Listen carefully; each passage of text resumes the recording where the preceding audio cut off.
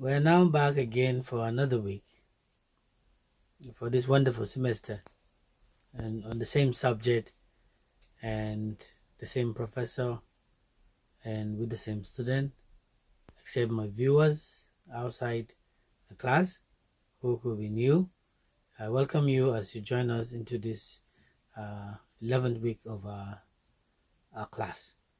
Let me remind you that we are dealing with 5 major functions that can be described in our discussion so far, and under the 5 major function that we talk about was we talk about the first function as the explanation of how certain things or why things got to be as they are. In life, situation comes and you wonder why those things happen the way they are, and so you have to get it that way because sometimes it is part of your life expectation.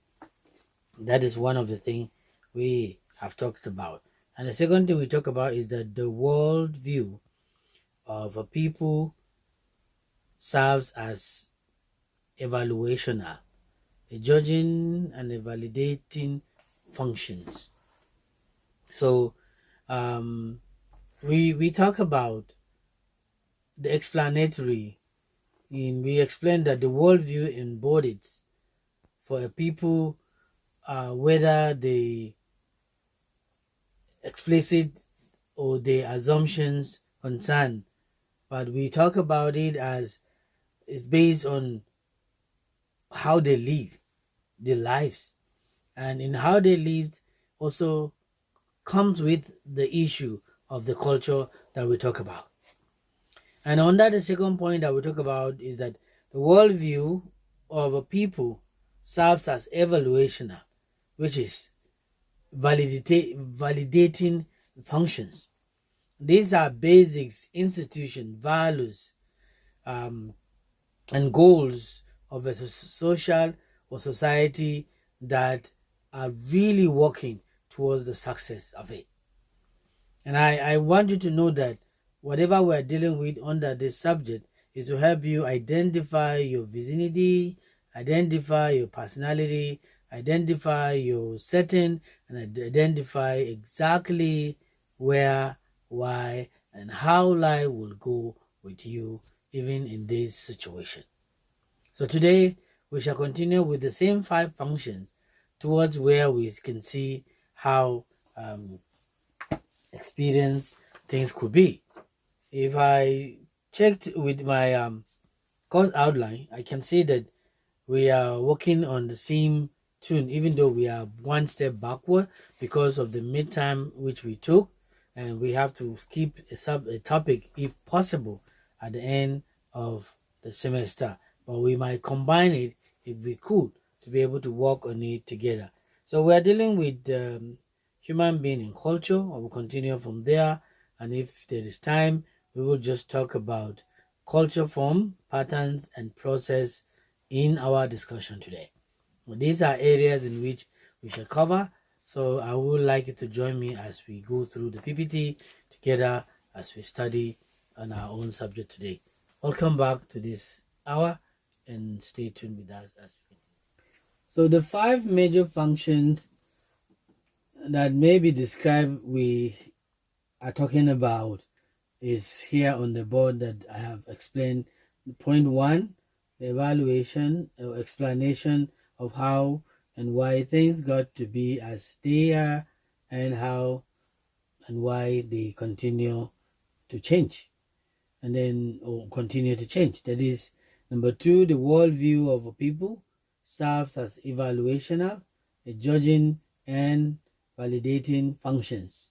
Now I have said it, the point 1 is based on how they live, and point 2 it talks about, it says therefore sanctioned by the worldview of their culture or subculture. Okay, culture or subculture.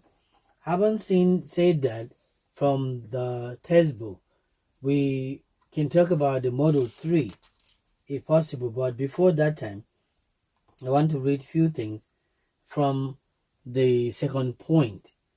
It says, other people's customs are judged to be inferior or at least inappropriate. And for most of the cultures of the world, the ultimate ground for these sanctions is supernatural. It is by their god or gods that most people understand their worldview and their culture as a whole to be validated. So he or they are seen to value their custom more than those of any other people. And even when no external supernatural is postulated, rather, or sort of internal supernatural is generally present in the virtuous defying of such concepts as communication or sanctions for sanction or the American's way of life. Thus, in American conceptual system, we find sanctions, which is supernatural or pseudo-supernatural, for such institutions as democratic government, a capitalist economy, and monogamous marriage, for such values as scientism, with or without God, individual rights and freedoms, and private properties, and for such goals as world peace, on our term, personal and national prosperity, and a college education for everyone who wants one. So this is what we are talking about, the worldview of people, which can serve as evaluation, a judgment or validating functions. Okay, if you judge people, you end up becoming like them. But if you walk according to what you see, it remains natural and normal in our daily life. So we ought to understand the predicament or the situation in which we can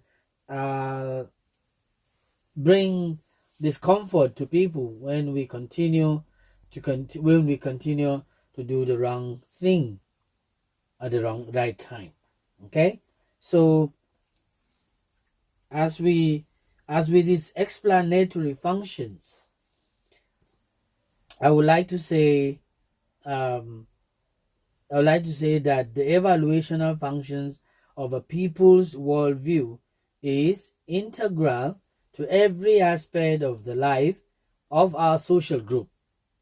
Okay, all important and valuable behavior, whether of the in-group or of the other groups, whether classified as economic, political, scientific, social, educational, or whatever, is judged in terms of a culture's worldview, assumptions, beliefs, value, meaning, and sanction.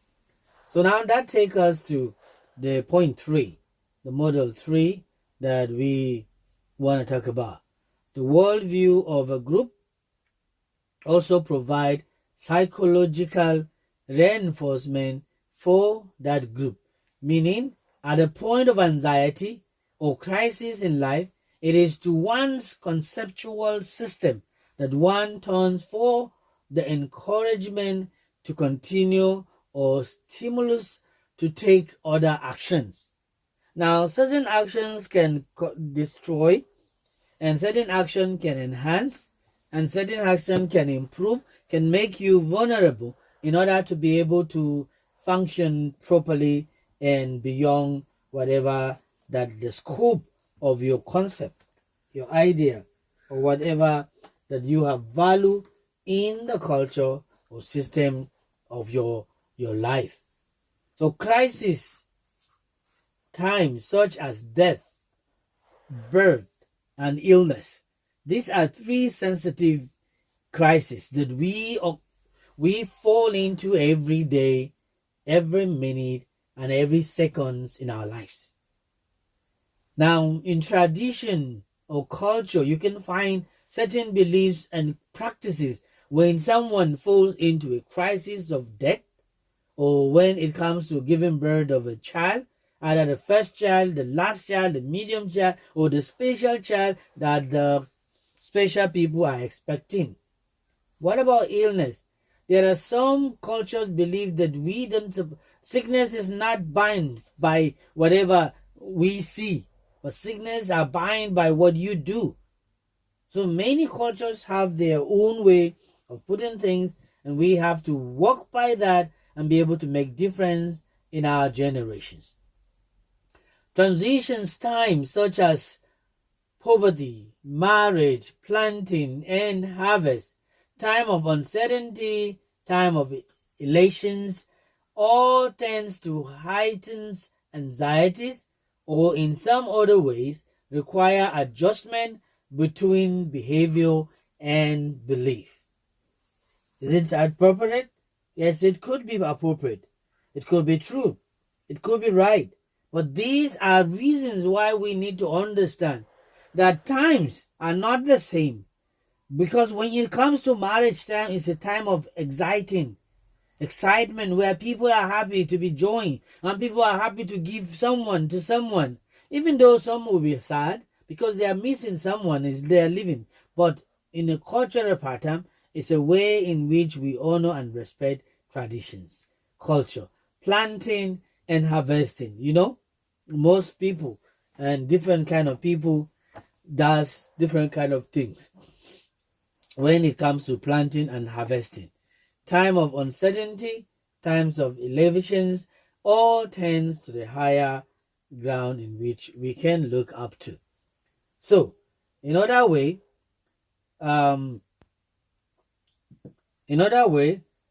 each tends to be dealt with a reinforcing way by the worldview of a society. Often, this reinforcement takes the form of rituals or ceremony in which many people participate.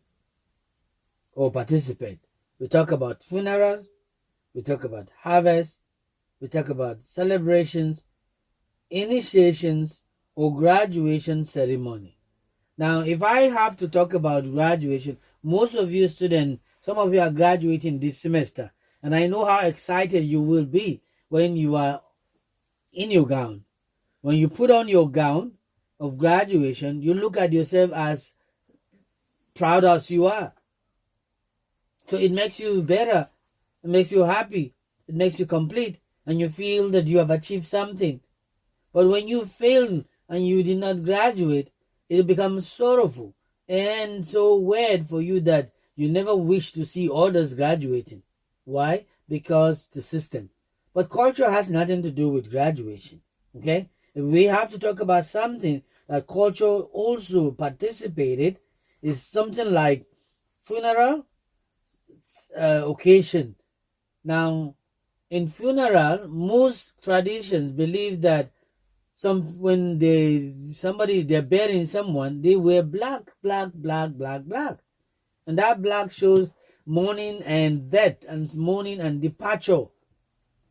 But some these days decide to change the culture and start wearing white, or rather, that is their culture, wearing white. I don't know what signifies the white. You might be tempted to say maybe this is Christian way of saying, okay, I'm happy, even though I'm sad, but I'm happy he's going to a place of rest or place of happiness, somewhere which some place where all of us one day might be there. Will be there, not might be, will be there. So these are certain things that you can talk about. Initiation, and that's another thing. Initiation could be so difficult and challenging. when it comes to initiating someone inside our organization, initiating someone inside a fellowship, initiating someone inside a group of people that have similar, common language spoken, common mindset, common judiciary, common things to do and act. These ceremonies are done specially and in a different way. Frequently, there are also individual worldview required reinforcement observance such as prayers, trance, scientific experimentation, or thinking the matter through for the purpose of squaring prospective decisions with one's conceptual underpinning. In such a ways, the worldview of a group provides security and support for every member. Support for the behavior of the group in a world that appears to be filled with capricious, uncontrollable forces, things that can destroy and things that can deny us the right of being what we choose to be. So this is all about worldview. It's not easy. Remember, the first point was the issue of function. The first function is explanatory, something you explain, trying to explain why and how things happen. And the second one that we talked about was the worldview of a people serve as evaluational, a judging and validating function based on institution, values, goals, and society. And this third one has to do with the worldview of a group, also provide psychological reinforcement for that group. Psychologically, when someone is psychologically affected, everything inwardly, everything even in a practical way, physically, it becomes a problem because there could be chaos or some problems that occur on the run. Let's take the number 4 point now. The fourth point we're talking about is the worldview of a culture or subculture serve as granting functions. Okay? The function in which we perform is systematized in order for them their perceptions as reality into an overall design. So, in terms of this integrated and integrating perspective, then people conceptualize what really should be like and understands and interprets the multifarious event to which they are exposed to. Are we exposed to certain things in our daily life? Sure. Wherever you find yourself could be a new system or new thing, idea completely to what you do know. And if that is true, then certain things can be exposed into our life. Now, if it's exposed to our life, all people's worldview establishes and validates basic premises about the world and man's place in it. And it relates the striving and emotions of men to them, according to Kissing in their book, as they emphasizes how it takes. Thus, in its explanation, evaluational reinforcing and integrating functions, worldview lies at the heart of a culture, providing the basic models for bridging the gap between the objective reality outside people's heads and the cultural agreed upon perceptions of that reality inside their heads. The worldview really formulates for members of a society or a social group the conceptualizations in terms of which they perceive reality. It filters out for them most glimpses of reality that do not conform to the belief concerning the way they really should be. It provides for its adherents sometimes. Guest said, a system of symbols which act to establish power, pervasive and long-lasting moods and motivations in men by formulating conceptions of a general order of existence and clothing these with such an aura of factuality that the moods and the motivations seems on seems uniquely reality. So it seems unpleasant to others, but in a real sense, it is really perfect way of dealing with things. Now, how do you value your worldview when it comes to subculture services?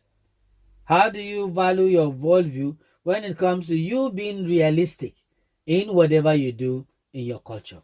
Are you really doing what you have to do? Are you really doing what you should be doing? Now, this can take us to the next point, which is point number 5. And the fifth point is a group worldview does not completely determine the perception of all its members at all times. Wow. It doesn't. So what does it do? If it doesn't perform, doesn't allow this kind of things for most people, then what does it happen? Okay?